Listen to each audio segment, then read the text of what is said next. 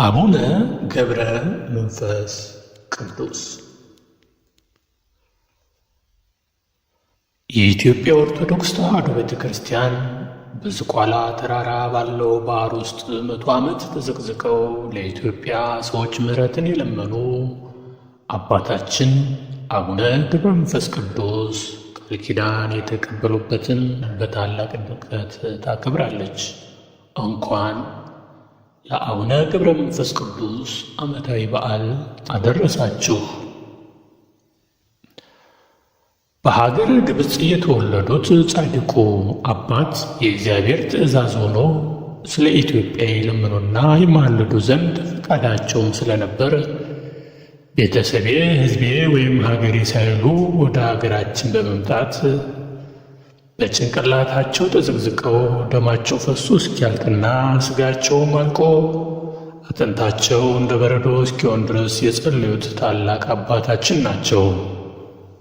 አቡነ ገብረ መንፈስ ቅዱስ ሀገራቸው ንእሲ ግብፅ ውስጥ ነው። አባታቸውም ስምዖን እናታቸውም አቅልያስ ይባላሉ። ልጅ አጥተው 30 ዘመን ሲኖሩ ሲያዝኑ ኖረዋል።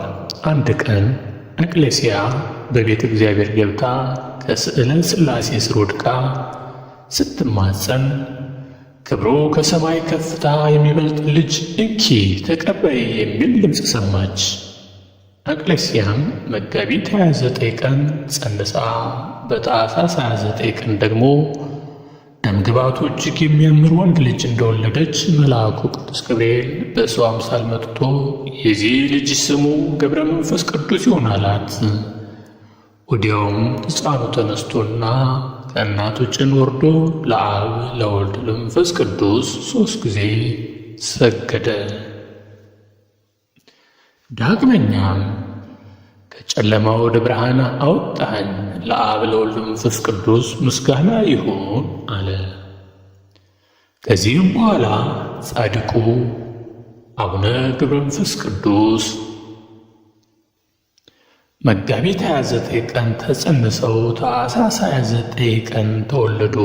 አባታችን ዓይን በገለጡ ጊዜ ከሚታይ ነገር ላይ እንዲያርፍ እርሳቸውን በተወለዱ ጊዜ ተነስተው ስብሐት ለአብ ስብሐት ለወልድ ስብሐት ለመንፈስ ቅዱስ ዘአወፅእ ከኔ እምጸለሙት ውስተ ብርሃን ብለው አመስግነዋል። ቅዱስ አባታችን ለአምላካቸው ሰገዱ። አብ ወልድ መንፈስ ቅዱስም ካመሰገኑ በኋላ እናታቸው አላቀፏቸውም፣ ጡትም አላጠቧቸውም። 3 ዓመት ሲሞላቸው እግዚአብሔር አምላክ መልአኩ ቅዱስ ገብርኤልን እንዲህ ብሎ አዘዘው፣ ሕፃኑን ከእናቱ ክንድ ተቀበል፣ ብዙ ገዳማውያን ወዳሉበት ገዳም ውሰድና ከበራቸው አስቀምጠው። አበምኔቱም ሕፃኑን ከበር አነስተህ አንተ ዘንድ አኑረው። ስለ ልብሱ ስለ ምግቡ አታስብ፣ ሕፃኑ የመንፈስ ቅዱስ ማደሪያ ነውና ምግቡም መንፈሳዊ ነው። ይኸውም ከእግዚአብሔር የሚወጣ ቃል ነው። ሰው በእንጀራ ብቻ እንደማይኖር እወቅ በለው በማለት አዘዘው። ቅዱስ ገብርኤልም እንደታዘዘው ከሰማይ ወርዶ ሕፃኑን ከእናቱ ክንድ ወስዶ በክንፎቹ አቅፎ እስከ 7ቱ ሰማይ አውጥቶ በስሉስ ቅዱስ ፊት አቅርቦት አስባረከው። በዚህ በምድር ዝክራቸውን መታሰቢያቸውን ስናደርግ እርሳቸው ደግሞ ሲኦል እየገቡ እናትና አባቶቻችንን ዘመድ አዝማዶቻችንን ወገኖቻችንን ከሲኦል እያወጡ የብርሃን ከተማ ገነት የሚያስገቡ ቅዱስ አባት አይደለም። ዝክራቸውን ለዘከረ መታሰቢያቸውን ላደረገ በዓላቸውን ላከበረ ስማቸውን ለጠራ ቀርቶ በዓላቸውን ሊያከብር ዝክራቸውን ሊዘክር መታሰቢያቸውን ሊያደርግ አስቦ ሳይሳካለት ቢቀርና ቢሞት ሲኦል ቢገባ ያ ሰው ምንም አይነት ምግባር ሃይማኖት ባይኖረው ስላሰበ ብቻ ከሲኦል አውጠው ገነት የሚያስገቡ ቅዱስ አባት። አዎ ይህችን ነፍስ ማርልኝ፣ ይህችን ነፍስ የማትምርልኝ ከሆነ ግን እኔንም ከእርሱ ጋር ወስደህ ሲኦል ውስጥ ጨምረኝ የሚሉ ሩህሩህና የዋህ አባት። ሰማያዊ ህብስትና ጽዋ ሲመጣላቸው እንኳን በመብላት ሳይሆን በማሽተት ብቻ ይረኩና ይጠግቡ የነበረ በግብፅ በረሃ እየተጋደሉ እያሉ ኢትዮጵያን አስራት አድርጌ ሰጥቻለሁና ወደ ኢትዮጵያ ሂድ በተባሉ ጊዜ ሊቀ መላእክት ቅዱስ ገብርኤል እየመራ አምጥቷቸው ልክ ኢትዮጵያን እንዳዩ ጌታ ሆይ ይህችን ከጥበበኞችና ከአዋቂዎች የሰወርካትን አገር ለእኔ ስለገለጽክልኝ አመሰግንሃለሁ ብለው የሰገዱ ጌታ ሆይ የኢትዮጵያን ሕዝብ ማርልኝ ብለው ቢጠይቁ የኢትዮጵያን ሕዝብ በሙሉ እምርልሃለሁ ከጎጃም ሕዝብ ውጭ ቢላቸው ለምን የጎጃምን ሕዝብ አትምርልኝም ቢሉ የጎጃም ሕዝብ አባይ ጠንቋይ ነው፣ አባይ ጠንቋይን ደግሞ ለእናቴም እንደማልምርላት ተናግሬያለሁ ቢላቸው የጎጃምን ሕዝብ ካልማርክልኝ ብለው በባህር ውስጥ ለመቶ ዓመት ተዘቅዝቀው የጸለዩ ከ100 ዓመት በኋላም የጎጃምን ሕዝብ ምሬልሃለሁ ብሎ መድኃኔዓለም ኢየሱስ ክርስቶስ ከባህር ውስጥ ያወጣቸው ኢትዮጵያን አስራት አድርገው ሲቀበሉ ጌታ ሆይ ለዚህች ሀገር ሰው የላትምና ሰው አዘጋጅላት ብለው በጸለዩት መሰረት ሐዲስ ሐዋርያ አባ አቡነ ተክለ ሃይማኖትን በጸሎታቸው ያስገኙ። አባ አቡነ ተክለ ሃይማኖትም ተጸንሰው ተወልደው አድገው ወንጌልን ኢትዮጵያ ላይ ዘርተው ቃልቻና ጠንቋይን መሰሪም በሙሉ ጠራርገው ሲያስወጡ እሳቸው ደግሞ ለ100 ዓመት በባህሩ ተዘቅዝቀው በጸሎት ሲያግዟቸው የነበረ በመንፈስም ይገናኙ የነበረ አዎ አባታችን ሐዲስ ሐዋርያ አባ አቡነ ተክለ ሃይማኖት ለ99 ዓመት ከ8 ወር ከ2 ቀን እዚች ምድር ላይ ሲኖሩ እሳቸው ደግሞ በባህር ውስጥ ተዘቅዝቀው ለ100 ዓመት በመጸለይ ሲያግዟቸው የነበሩ አስደናቂ ቅዱስ አባት በራእየ ዮሐንስ ላይ የተጠቀሱት 5 ውሾች የተባሉትን መንግሥተ ሰማያት የማያስገቡ 5 ውሾች የተባሉትን ኃጢአት የሰራን ሰው እንኳን እንደ እናታችን እንደ ቅድስተ ቅዱሳን እንደ ቅድስት ድንግል ማርያም የሚያስምሩ ከሲኦል የሚያስወጡ ግርማህ ከግርማዬ አንድ ሆኗልና በዚህ ግርማ የተነሳ ቅዱሳን በሙሉ ሲያዩህ ይፍሩህ የተባሉ በአይን ጥቅሻ 7ቱ ሰማያት ደርሰው የሚመጡ 7ቱ ሰማያትም ደርሰው ሲመጡ ካልፈቀዱ በስተቀር መላእክት እንኳን ኮሽታቸውን የማይሰሙባቸው ከተባረከች እናታቸው ከቅድስት አቅሌስያና ከተባረከ አባታቸው ከቅዱስ አረጋዊ ስምዖን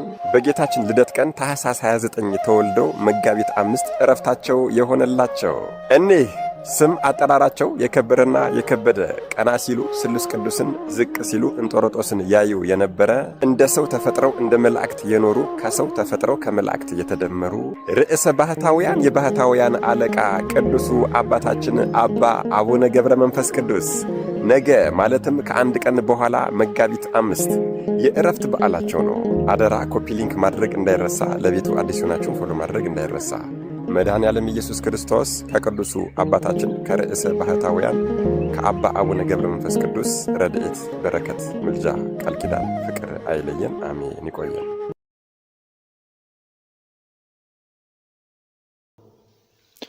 መልአኩ ቅዱስ ገብርኤል ዳግመኛ ተገልጦላቸው ወደ ሰማይ አሳረጋቸውና ከእግዚአብሔር ፊት አቆማቸው። ያን ጊዜም ጌታችን ክቡራን የሆኑ እጆችን ዘርግቶ ከባረካቸው በኋላ በጸሎት ከሲኦል የምታወጣቸው ብዙ ነፍሳት አሉ፣ ድውያንንም ትፈውሳለህ። ከእንግዲህ ወዲህ ከሰው ተለይተህ ወደ ጫካ ገብተህ ከአንበሶችና ከነብሮች ጋር ኑር አላቸው። አባታችንም ጌታችንን የሰጠህን እነዚህ አናብሶችና ነብሮች ምን ይመገባሉ አሉት። ጌታችንም የረገጥከውን መሬት ይልሳሉ፣ በዚያም ይጠግባሉ። ከዚህ በኋላ አቡነ ገብረ መንፈስ ቅዱስ ከራሳቸው እስከ እግራቸው ድረስ ጠጉር በቀለላቸው። የፀጉራቸው ርዝመቱ 1 ክንድ ከሰንዘር ነው። አባታችንም በታላቅ ተጋድሎ ሲኖሩ በጸጋ ላይ ጸጋ ተጨመረላቸው። ከዕለታት በአንድ ቀን የፈውሳቸው ሕሙማን ብዛታቸው እልፍ ሆነ። ከዚህ በኋላ አባታችን ወደ ጫካ ገብተው ብቻቸውን የበጋውን ሐሩር የክረምቱን ቁር ታግሰው ምንም ልብስ ሳይለብሱ ራቁታቸውን ሆነው በተጋድሎ ኖሩ።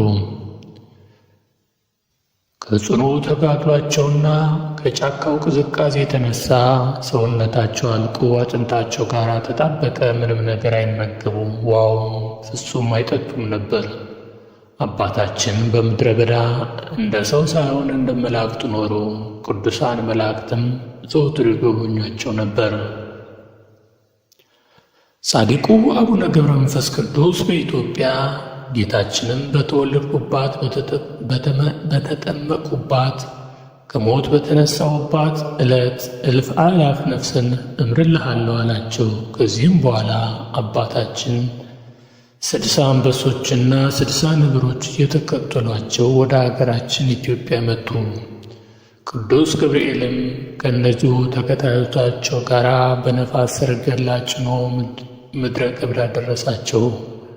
ዳግመኛም ደብር ቅዱስ ወደሚባለው ወደ ዝቋላ ወሰዳቸው። አባታችንም በውሃው ዳር ቆመው ምስራቁን፣ ምዕራቡን፣ ሰሜኑን፣ ደቡቡን በተመለከቱ ጊዜ የኢትዮጵያ ሰዎች ኃጢአታቸው በፊታቸው የተገለጠ ሆነ። ሰው የገዛ ፊቱን በመስታወት እንደሚያይ የኃጢአትንም ሥራቸው በፊታቸው ፊት እንዲሁ የተገለጠ ነውና። አባታችንም የኢትዮጵያን ሰዎች ኃጢአታቸውን በግልጽ በተመለከቱ ጊዜ ተወርውረው ወደ ባሕር በመግባት ተዘቅዝቀው መጸለይ ጀመሩ። ከባሕር እንዳልወጣ በእግሬም እንዳልቆም በሕያው ስምም እያለሁ ብለው 40 መዓልት 40 ሌሊት ቆዩ። በ40 ቀናቸው የታዘዘ መላእክት መጥቶ ስምህን የጠራ መታሰቢያን ያደረገውን እምርልሃለሁ ብለዋል አላቸው። አባታችንም መልአኩን መላ ኢትዮጵያን ካልማረ ከዚህ ባሕር አልወጣም አሉት። መልአኩም ከእሳቸው ተለይቶ ከሄደ በኋላ አባታችን በዚያ ባሕር ውስጥ 100 ዓመት ተዘቅዝቀው ሲጸልዩ ኖሩ።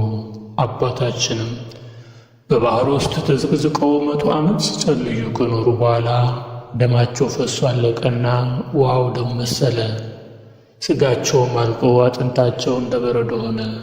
ጌታችንም መጥቶ ከባሕሩ ዳር በመቆም ወዳጄ ገብረ መንፈስ ቅዱስ ሆይ መላ ኢትዮጵያን ምሬልሃለሁና ተነስ፣ ከባሕሩ ውጣ አላቸው። ጌታችን በክቡራን እጆቹ ሁለንተናውን ቢዳስሳቸው እንደ ቀድሞው ደህና ሆኑ። ጌታችንም ከባረካቸው በኋላ ወደ ምድረ ከብድ እንዲሄዱ ነገራቸው። አቡነ ገብረ መንፈስ ቅዱስም ምድረ ከብድ እንደደረሱ እንደ አምድ ተተክለው 7 ዓመት ቆመው ጸለዩ። ከዚህም በኋላ ሰይጣን በቁራ ተመስሎ መጥቶ 2 ዓይናቸውን አንቁሮ አጠፋቸው። ነገር ግን አባታችን ጸሎታቸውን ሳያቋርጡ 2 ሳምንት በጸሎት ቆዩ። ከ2 ሳምንት በኋላ ቅዱስ ሚካኤልና ቅዱስ ገብርኤል መጥተው በዓይናቸው ላይ እፍ ብለው ብርሃናቸውን ከመለሱላቸው በኋላ አባታችንን ከሰማይ ፍጹም ኃይል ይሰጣልና ጠላቶችን ትበቀል ዘንድ ወደ ዝቋላ ሂድ ብለዋቸው ነገሯቸው።